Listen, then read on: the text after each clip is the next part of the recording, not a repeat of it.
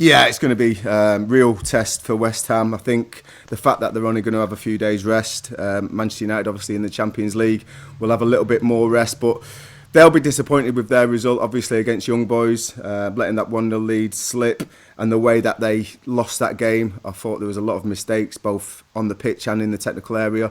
But looking at West Ham, I couldn't be happier. I thought last night they were professional performance, solid, creative at times. They controlled the game, and even when they were 2-0 up, it looked like Zagreb were going to have a little go at them, and they went to kind of a mid-deep block, stopped any spaces between the defence and midfield, and just frustrated them. And the management of the game, I thought, was brilliant. Not just from the players.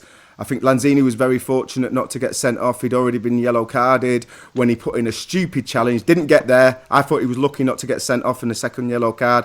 But literally, as soon as it was happening, you could see Benrahma was ordered to put his shirt on. You're coming on. Get him off. His head's not in it, because he wouldn't have made that challenge if it was. David Moyes, again, elite management. He's got a lot of experience, and he's shown all that experience there. Kept 11 players on the pitch. There was no uncomfortable end. Declan Rice, what more can you say about him? 22, absolutely brilliant goal. To have that composure after such a great run down the left-hand side. Do you know, Trev, I'm out in pre-season, not this year, last year. Ali and I went down to West Ham's training ground. What a delight. What a nice fella. Not just him, the West Ham guys were lovely, but in particular, a good chat with Declan. Lovely fella. Yeah, and listen, his parents must be over the moon. Proud of him, the way he's conducted himself, the summer he just had with England. I know there's a bit of controversy with him, once appearing for Republic of Ireland, but he's made his mind up. He's gone to the English side, and I think he's conducted himself brilliant. I've said it last season. We were talking about this fixture, this exact fixture, and I said Rice and Soucek would walk into the Manchester United team. I don't think the two holding midfielders or the three holding midfielders would walk into the West Ham team. I think they're probably as good as you're going to get in the Premier League at the moment. Soucek brings his unique running power. He's a real boss in both boxes. And then Rice, with his composure and his ability to run games off at the back, it's absolutely brilliant. And the shape and the chemistry all over the pitch. Everyone looks like they're enjoying playing for David in his coaching. Oh, loves you as well, Ray. But he loves you. Just can't understand how you turned your back on Hammers as a kid. Disgraceful. No, leave off. Trevor, I just want to say, I'm really looking forward to the game. West Ham, Manchester United. It's a really hard one to call. We're looking forward to Ronaldo's on fire at the moment. The goals he's scoring. I'm just a little bit disappointed Antonio's not going to be playing, because he could really be the difference for West Ham. Who would they go with up front? Would it Vlasic? Is he going to be the main man who plays as a number 9? I'm not sure. He could play with a false 9. You would expect it to be Vlasic, but I was quite impressed last night. The way that he's rested a few players. Benrahma didn't start.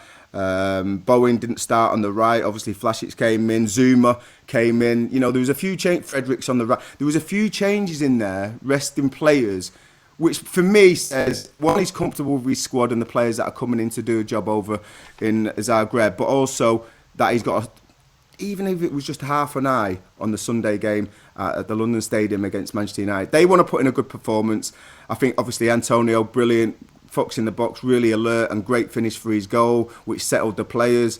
He's going to be missing. I'd like to have seen him against Varane, because I'm not sure Varane's been up against anyone like Antonio before. But no, I think the fans that travelled, they would have been so proud of the performance last night. And I think, listen, you have to look at the Europa now, and until the Champions League gets sorted out and a few teams come down from that tournament into Europa League, you would have to say West Ham are one of the favourites for that tournament. Well, some people are saying to me they should prioritise the Europa League. I can't see that, mate.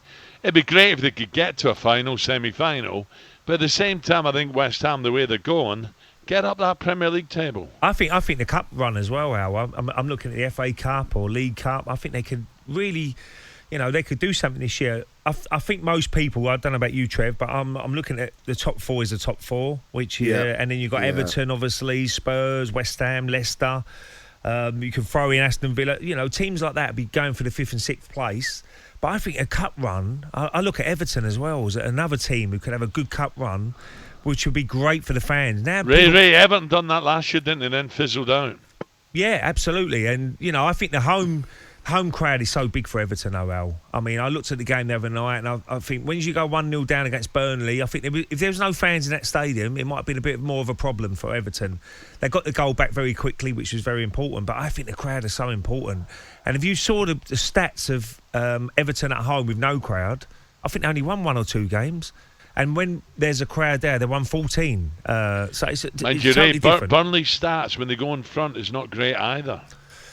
Well, that's a problem for Sean Dyche, and they've got to be better at that, seeing games out, and look, defensively they're very good as well. But I just see clubs like that. I hope they put strong teams out in the League Cup, in the FA Cup, and really try and go for a good cup run, because realistically, they know probably not going to be in the top 4. So if they can get an appearance at Wembley Stadium in an FA Cup final, for the fans would be superb. For Everton, West Ham, wherever it's going to be, I just hope they do. Because you can imagine Manchester United, Chelsea, Liverpool resting players in the FA Cup, which could be an opportunity for the other sides. talkSPORT Breakfast with Alan Brazil. Thursday and Friday morning, 6 till 10. On AM, on DAB, via the talkSPORT app and on your smart speaker. talkSPORT.